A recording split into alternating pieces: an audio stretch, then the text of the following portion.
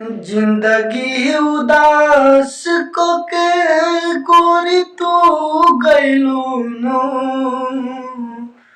नजरी पाब कबो तू जाने अहानो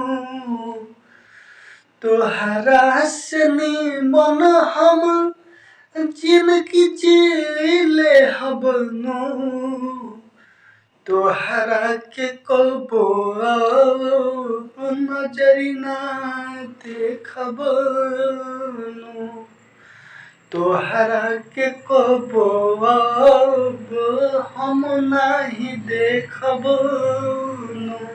तोहरे करन हमर घरवान छूटल नो तोहरा से नीक जिंदगी अब हम जियब नु कहा गलती कैले बानी है मेरे जिबरेन बा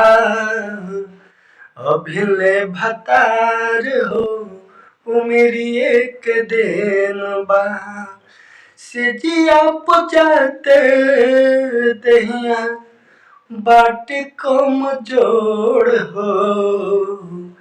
एक गो हम गलती कैनी जिंदगी उदास को के गोरी तू गैलू नो नजरी पाब कबो तू जाने अहानो तोहरा से निमन हम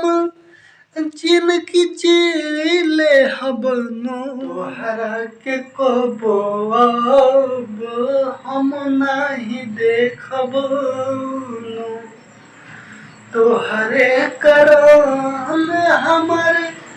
घरवान छूटल नो तोहरा से नीक जिंदगी अब हम जियब नु।